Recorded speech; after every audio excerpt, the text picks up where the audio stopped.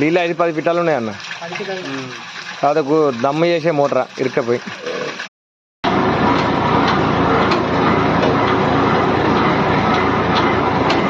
భగత్ నగర్, కరీంనగర్ భగత్ నగర్లో 550 ఫీట్ల రూప్ వేయడం జరిగింది. ఇరుక్కున్న మోటార్ తీయడం జరుగుతుంది. లోపల రూప్ ఉంది.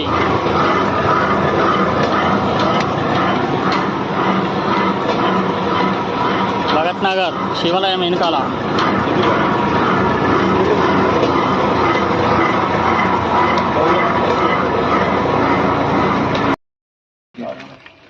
ఇగో ఈ మోటార్ మందం కూలింది, జాలి మందం కూలింది.